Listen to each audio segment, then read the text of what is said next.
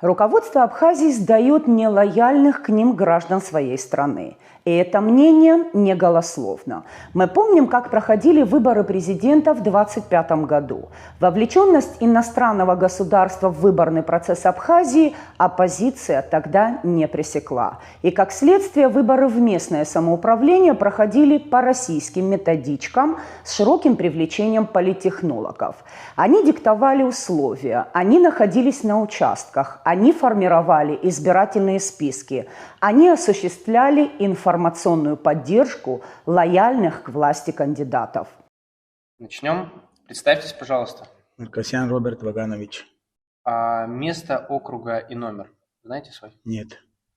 Место Нага, село Нага, Курлипский район. Поймите. Знаешь что, брат, мне все знают, что я воевал. Я бегал 24 часа. За это мне сюда ставят. Просто у нас же тоже свои задачи есть, Все, которые нам президент поручает. Мы будем печатать ваши буклеты. И потом кто будет смотреть? Жители. Не только ваши. Тут мы будем по всему Гулрыбскому району распространять буклеты каждого кандидата, их 15. И у каждого кандидата будет свой буклет команды Абхазии. Это очень важно, у нас работа такая. Так, ну начнем, в принципе. Фамилия, имя, отчество. Так, Мартиросян Армен Русланович. Место, округа и номер, по которому вы баллотируетесь. Место округа именно веду. Ну, название. Это село Цкбын. Номер? Номер округа? Да. Сейчас его точно. Лех, какой номер округа? Номер округа. Я проясню, просто чем быстрее вы дадите эти данные, Да. Чтобы там уже тем полностью. быстрее мы будем печатать Я понял. вот эти вот буклеты, газету, Да. чтобы как раз поднимать рейтинг ваш, чтобы помогать вам на выборах. Это очень важно. Тогда реакция гражданских активистов выразилась в ряде заявлений. Так, общественно-политическая организация Айтгалара, столкнувшись с присутствием российских политтехнологов в избирательных комиссиях, призвала власть обратить внимание на вмешательство во внутриполитические процессы представителей иностранного государства. Однако прокуратура, МВД и другие правоохранительные органы проигнорировали эти заявления. Абадра Гунба и его окружение фестивалили по стране и за ее пределами. 5 ноября 2025 года группа гражданских активистов пришла в офис Абхазского вестника, который возглавляет советник президента, заместитель руководителя провластной партии «Единая Абхазия» Ахрасмыр. О визите активистов в офис Абхазского вестника депутат парламента Кан Кварчия поставил в известность силовиков. В офисе шла кипучая избирательная деятельность под руководством Ивана Ревы, Павла Тимофеева и Дмитрия Будыкина. Никого из граждан Абхазии в офисе не было. Активисты потребовали разъяснений по поводу нахождения в абхазском СМИ избирательного штаба под руководством вышеобозначенных политтехнологов. Произошел конфликт. И находившиеся у штаба силовики забрали Реву, Тимофеева и Будыкина. Спустя некоторое время они вывезли российских политтехнологов за пределы Абхазии, сопроводив их до государственной границы с Россией. Никакого уголовного дела против иностранных граждан, вмешавшихся в выборный процесс в Абхазии, возбуждено не было. Между тем, Рева и его коллеги на территории России подали заявление для возбуждения уголовного дела против депутата парламента Кана Кварчия и неизвестной группы лиц. Немного позже неизвестная группа лиц обрастет именами. Российские политтехнологи обвинят абхазских активистов в избиении, воровстве, а следственные органы России квалифицируют данное дело как разбой группой лиц по сговору и направят в следственные органы Абхазии поручение на проведение следственных мероприятий, которое, кстати, все еще находится у нас в МВД. В необычном для абхазского правосудия темпе к участникам гражданской акции была применена мера пресечения в виде домашнего ареста. Абхазское правосудие не задалось вопросом о доказательной базе, в частности, о факте незаконной деятельности и вмешательстве во внутренние дела Абхазии иностранцев, в наличии и происхождении денег у российских политтехнологов, в происхождении и финансировании абхазского вестника и так далее. Более того, основой для возбуждения уголовного дела стали показания российских граждан,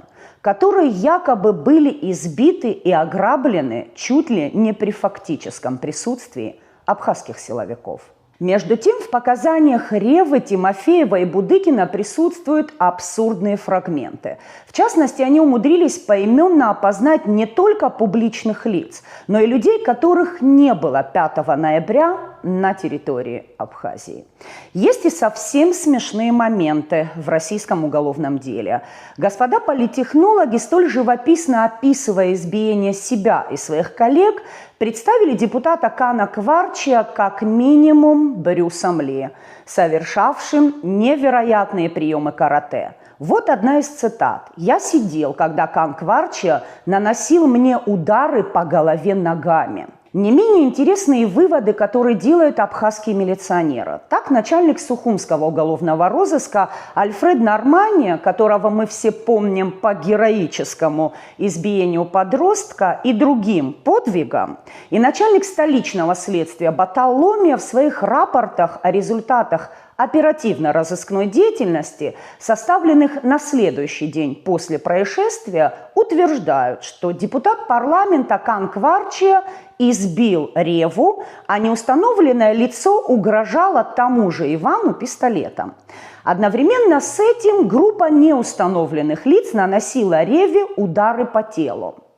Рапорты сухумских милиционеров Ломия, Нормания и других абсолютно идентичны. Силовики также указывают на еще одного фигуранта – меня, журналиста Низ Фуаршба, и утверждают, что я незаконно требовала документы, подтверждающие право Ревы, Тимофеева и Будыкина на трудовую деятельность в Абхазии, а также приостанавливала видеосъемку, когда их избивали. Конечно, у меня могут быть провалы в памяти, но существует видеозапись, по которой нетрудно было бы установить факт приостановки съемки, не ссылаясь на ложные утверждения группы российских политтехнологов. Но для этого необходимо желание абхазских силовиков в независимом расследовании. Результатом ретивости наших силовиков и других представителей власти, крышующих иностранных политтехнологов, стало уголовное дело, возбужденное в России против граждан Абхазии, в том числе и тех, кого не было в Сухуме и в Абхазии в обозначенный день, а также тех, у кого нет российского гражданства. На этой неделе в Сочинском суде завершается процесс по обвинению гражданина Абхазии, не имеющего российского гражданства, депутата парламента Кана Кварчия в совершении тяжкого преступления. Российское правосудие требует для оппозиционного абхазского политика Кана Кварчия 10 лет тюрьмы. Тем самым Россия демонстрирует полное игнорирование независимости Республики Абхазия, сознательно пренебрегает законами Абхазии, гарантирующих депутатам неприкосновенность, и решение парламента Абхазии, отказавшего в снятии неприкосновенности с депутата из-за необоснованности предъявленных обвинений. Несложно догадаться, что российский суд вынесет обвинительные приговоры и другим общественным деятелям Абхазии. Но в данной истории нас беспокоит не столько решение давно скомпрометировавшего себя российского правосудия, сколько бездействие абхазских властей, которые способствуют преследованию патриотов страны со стороны иностранного государства. За все это время Бадра Гунба не выполнил своих обязанностей по защите прав и свобод граждан Республики Абхазия.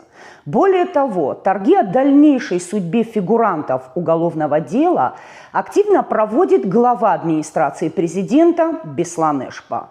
Он предлагает им в режиме лайт сесть в тюрьму, согласившись с ложными обвинениями Ревы, Будыкина и Тимофеева.